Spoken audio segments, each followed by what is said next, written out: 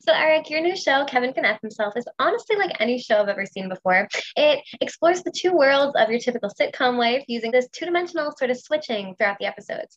How would you describe the show in your own words? Well, Kevin can fuck himself. It we always like to say the title whenever we can, and I apologize. You can bleep that out if you'd like. No, I totally would. I was like, are we allowed to say that? I'm not sure. We had so many conversations back and forth as we were like finishing when we started doing press. We're like, are we saying Kevin can F himself? Kevin can fuck himself. Kevin can bleep himself. We went back and forth, but we all sort of agreed that whenever possible, if we're not on network television where you can't say the F word, we like to say Kevin can fuck himself. So yes, that is the title of the show. The way that I describe the show is I always describe the first like 2 minutes of the show, because I think the first 2 minutes of the pilot really kind of give you exactly what the show is going to be. The show opens in a brightly lit, very typical, familiar sitcom living room, right? And there's a schlubby husband played by myself, his dim best friend, his grumpy dad, his kind of sassy neighbor friend, and we're all sort of playing beer pong, and everybody's happy, and we're ribbing each other. And then Annie Murphy comes in as Allison McRoberts, the sitcom wife, and she's of course carrying like a laundry basket and telling everybody it's time to clean up and we got to get ready for dinner. And we're all like, come on, you stink. Why are you doing this to us? We want to have fun. And in a normal sitcom, that would feel very familiar and it would happen a bunch of times. And then the sitcom wife would probably roll her eyes and say, oh, honey, and walk into the kitchen. But what our show does is we follow Allison into the kitchen and we smash cut into single camera as soon as we're away from the guys in her life and we're just with her, and we see that her life is actually not well lit. It's pretty dim and dark and dingy. She does not have a laugh track following her around and witty retorts happening all the time, and there's cockroaches in her house, and she's very sad and she's very upset with her life and she wants to change. And so then the show goes back and forth between these two formats. Anytime she's with her husband or the men in her life, this part of her life, it's this brightly lit CBS sitcom feel. And then anytime she's by herself and trying to accomplish what she truly wants, it's more cinematic and dark and real. I love that so much. It is such a beautiful, unique concept, and I'm just obsessed with it. It's amazing. Now, a huge message that we can all take away from this show is that no character is two-dimensional. How do you feel that this message is conveyed, and what does it mean to you? Well, it's a great point. You know, I think a lot of people might look at, especially the characters in the sitcom world, myself, Neil and Pete, as sort of two-dimensional because we don't see their sort of true life or their real life in the way that we're seeing Allison and Patty's life. But I think that there is more going on underneath the surface. It's not as maybe out there and as clear and put forward as the other side of the camera is. But I think like for Kevin, yes, he is a buffoonish, schlubby doofus of a man, right? But I think that the reason that he is that way and the reason that he is kind of cruel to his wife and cruel to his friends, frankly, and his dad, I mean, he's a really bad guy, is I think that he has sort of like a death grip on the status quo. He does not want anything to change. He can, I think, see the world changing around him. And like a lot of straight white men in this country, I think it scares a lot of them. And they sort of, in that moment, like grip tighter to old tropes and old ways of thinking and behaving. And so I think that that's what's happening with Kevin. Now, we don't delve into that sort of like subconscious and like, what's Kevin really thinking? Because that's not the point of this show. Maybe another show someday. But like right now, it's more about, I think that he's just trying to go along and have his life not change in any way, which is, it kind of mirrors what a sitcom is, you know, which I think is what's so brilliant about the show is that in sitcoms, the reason that we like sitcoms is because the characters don't change. The point of a situation comedy is that the characters stay the same, but the situations are different every week. And that's why they feel familiar and they feel like, yeah, I know how Diane is going to respond in cheers. Even though I don't know what the situation is, I know that she's uptight and she's always going to have something like, well, there's something that says this. And, like all these sitcom characters have a way that they're always going to respond, and they don't want to change. And then the golden age of television came along with, Breaking Bad and Mad Men. And we started to say, hey, maybe we can actually have characters have an arc and change and grow and get better or get worse. But in sitcoms, they actually don't want to change. And so I think that is really true about Kevin as well. He doesn't want change. You have such a beautiful understanding of this character and this way that these happen. I think that's really amazing. Good for you. Thank you. Of course, you were talking before about how the men in this show, when they're with Allison, you see this two-dimensional aspect to them. What do you think that says about the men's character and their place in the whole sitcom aspect? Well, I think it's sort of going off what I was saying, that I think all of the men are straight white men in this world, and in that sort of Boston, it was technically in Worcester, but that's the general Boston area. I think a lot of men, and it's not just in that area, I think that a lot of men feel that way, and it's not right and it's not okay. But it's just the truth of it. One of the things that I think is interesting about our show is that I think that obviously a lot of women watching it will feel seen and understood and heard. And a major point of our show is, female empowerment and women owning their stories and taking back their lives. And that is absolutely the main point of our story. The thing that I am excited about is that while that is definitely true, I think that men watching the show will have a real sort of come to Jesus moment, and we'll have a real sort of reflection, hopefully, by seeing that some of the behavior of some of the things that Kevin does are truly despicable and terrible. But some of the smaller, just dismissiveness of his wife, or making a joke at her expense, or not helping with the house, keeping up the house and stuff like that, those little things happen a lot in a lot of marriages. And I hope that a lot of men will be able to see our show and see the way that Allison's character is truly affected and beaten down by his dismissiveness of her. And that I hope that a lot of men will sort of have a moment of wow, I've done that at times, and I've treated my partner that way. And that's obviously not a great way to exist. And I think that as I was saying, I think that the women watching the show will feel empowered and great about it, but I think that there's something in there for the men as well.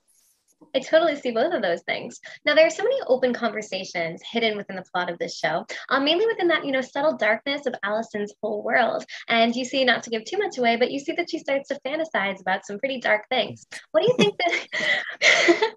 think that this show says about how we view people in society? I know you were talking about, the whole straight white men aspect, the women, empowerment. Well, I think that what I like about our show is that none of the characters, I don't think, are either black or white. No one is totally good or totally bad. I think that Kevin is definitely the villain of the story and a bad guy. But the way that I'm playing him, I'm at least trying to make you at times laugh along with me and be like, oh, that lovable Kevin, man, he's just such a goof. And you sort of get comfortable with him, but then he says something terrible and you're like, man, he's a real jerk. And I think the same is true about Annie's character. Allison obviously is the hero of our story and is put upon and has a lot of terrible things happening to her, but she's not making all of the best choices. I mean, she's out stealing stuff and hurting people and fantasizing about murder. And so that I think that it paints all the characters really with a yin and a yang to everything. And I think that that's true. And so it makes for better TV viewing when you can really identify with the character and nobody's just totally good or totally bad. I agree with that. I feel like in the whole single perspective, you kind of see the good guys and the bad guys. But here we see everything, which is absolutely brilliant. Now, this idea to combine the single camera drama and the multi-camera comedy is such an incredible and unique idea. I'm seriously amazed by it. What do you want viewers to know about the filming process? Well, it was really cool how we did it. We would do, I've done a lot of multicam in my career. And so I've known that normally when you shoot a multicam show, a half-hour multicam show, you're doing a full week of rehearsal from Monday with a table read and then a couple days of blocking rehearsals and then eventually shooting on a Thursday or Friday night. And in our show, just for the constraints of it, we would do an entire episode in 2 days. So you didn't have the like 2 or 3 days of rehearsal to really find it, which sort of required those of us in the multicam to kind of come in ready to go. You didn't have the sort of ramp up to it. But we would do like 2 or 3 days on an episode of the multicam, which is usually about 7 to 9 scenes ish. And then those of us that were in the multicam would basically go away for like 2.5 weeks to about 2 weeks. And they would go and shoot all the single camera stuff because it just takes more time to shoot that stuff. It wasn't that, I mean, I think the show usually rounds in around like 60% single cam and 40% multicam generally, you know, kind of ballpark. But it just takes a lot longer to shoot the single camera stuff. So we would like, you know, bash out this multicam stuff in about 2 days, and then they would go do all the single camera stuff. A couple of times we see outside of multicam, we see Allison looking at the real estate sign, and we see a couple of fantasies of Kevin within Allison's mind. How do you think the Kevin that exists inside Allison's mind is different from this multicam Kevin that we all see? That's a great question. I think that the few single camera scenes that I got to shoot that were all a fantasy of Allison's character, the thing that I just tried to do was really kind of turn down the performance, obviously, because it was in a single cam. And so it felt more cinematic and more film and real life. So for instance, like when she has the sort of repeating fantasy of the sort of 50s housewife, and she's, you know, giving me a beer, and then isn't life great and grand? I just tried to make that more toned down, and, you know, she handed it to me, thank you, babe, you know, as opposed to like, thanks for the beer, you're so great, you know, sort of just turning down the knobs a little bit. But I don't know. I think that the Kevin in Allison's mind, I have to believe that there was something about him when they first met that made a marriage possible, right? If he was just this character all the time, that would be very, very sad for Allison. And I think she's stronger and better than that. I have to believe that when they met, he was a different version of himself, at least in some ways, that was charming and affable and kind to her. And, you know, I do think that we see Kevin occasionally like trying to be like, hey, it's your birthday or it's our anniversary. So he is in a weird way trying to be a good husband. He's just very, very bad at it and really doesn't understand why he's doing it. But I think maybe early on he was better. So I would like to think that in Allison's, you know, in her flashback, she's remembering that original Kevin that hopefully was a little bit nicer to her. I could totally see that. I saw someone describe your show as WandaVision without the magic when it comes to those flashback scenes. And I can totally see that when you go from the multicam and then you see Allison, you know, laying in the bathtub and that dramatic light. It's such an incredible contrast. I think that's so cool. Without giving too much away, what can we expect in the future if Kevin can fuck himself? Well, as we progress through this first season, we have there's about 4 episodes left to air of our 8-episode first season on AMC and AMC Plus. Obviously, the character of Allison, played by Annie Murphy, is getting deeper and deeper into this plot of how to get rid of her husband, and that that sort of with each step that she gets closer to doing it. There are more things that sort of go wrong and she has to deal with. Obviously, we learn more about Patty's character and their relationship starts to really grow. In the multicam stuff, what's kind of fun about the multicam stuff is that while our storylines do affect the single camera stuff, they really are, they're just like, hey, let's do a storyline about the boss coming over for dinner. Doesn't necessarily, it's not like the single camera stuff that is like leading to something. You know, the multicam stuff really is, each episode is kind of encapsulated in its own little story. But I do think that you start to see Kevin become a little bit more aware of what might be happening around him. I'll say that. Self-awareness is so gone in the idea of that situational comedy. So I feel like that's so interesting to watch, even if it's subtle. I absolutely love that. Now, what upcoming part of the show are you most excited for viewers to see? Well, I think that our 8th episode is really our 7th. They're all great. I really, it's so bad. That's a bad answer, but they're all really good. Great answer. You know, episode 6 was one of my favorite to shoot just because I'm trying to think what I can say without getting in trouble. I'll say this. I got to eat a lot of food in episode 6. That's what I'll say. But there's a lot of fun storylines and physical comedy I got to do in episode 6.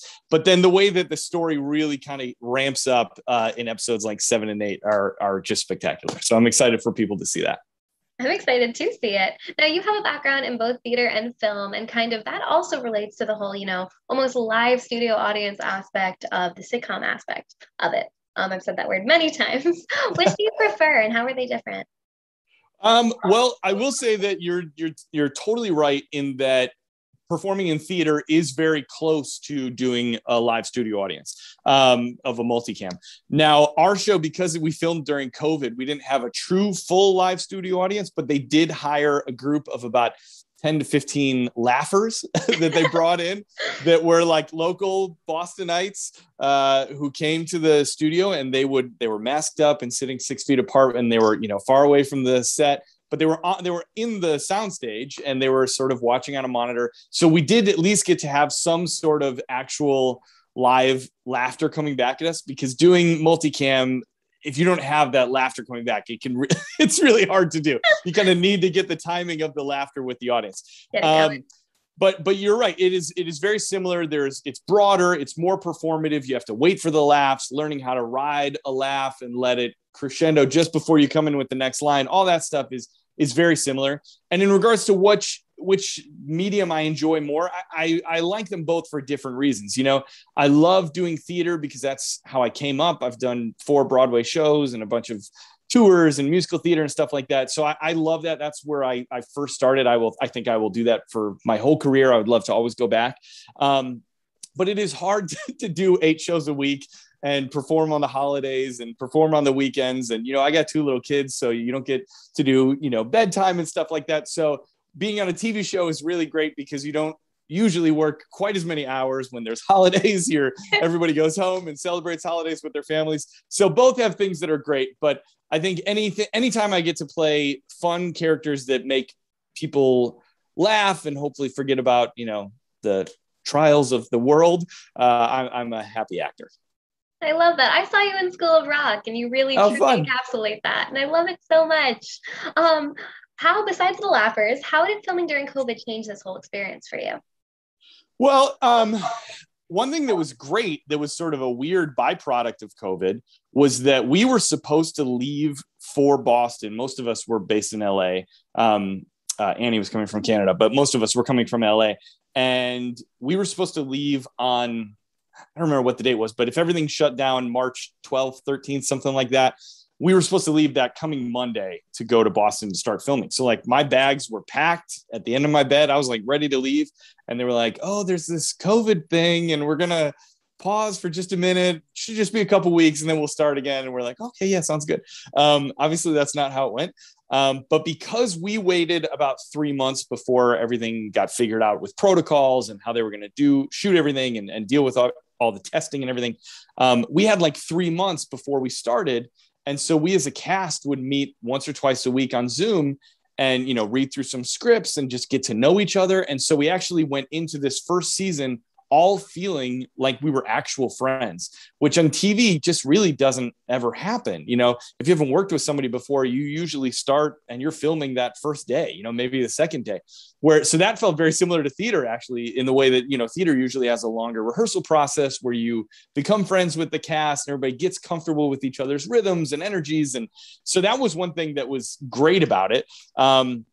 The doing, rehearsals in masks and with face shields and goggles and stuff, that was not my favorite, but I felt very lucky that we were able to keep our jobs and shoot our show. So anytime anybody got a little like, this is hot, or I don't like this shield, it was like, but we're working. And so many of our friends who are actors and even not in, acting, people just around the world, obviously were going through much worse and losing jobs and losing loved ones. So we felt all very, very blessed and lucky to be working. I love that perspective so much. Now, last but certainly not least, what's up next for you? What can we expect to see from you in the future?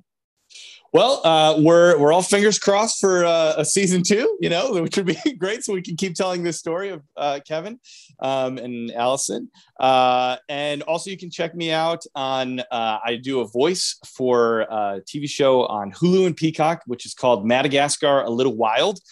Through DreamWorks. So it's basically a prequel to the Madagascar movies. And I play Anthony, a pigeon from Long Island who flies in each day and talks to the kids. And that's really cool. So you can check that out on Hulu. You can follow me on all the socials. I have at Eric Pete is my Instagram. And then I also have a fashion Instagram that people can follow, which is at The Portly Gentleman. Where I do some fashion stuff. It's like a whole side thing of mine. I love clothes. I love fashion. And I am really wanting to get regular guys who are not like model skinny, able to realize that they can wear cool clothes that are not very expensive. It's just about putting outfits together. So I sort of do that on my Portly Gentleman stuff. I love that so much, Eric. You are this ball of light. You are so incredible. Thank you so much for joining me today. I appreciate it so much. Thank you so much. It was great talking to you. I'm so excited to see everything you do. Have an amazing rest of your day. Thanks so much. Bye.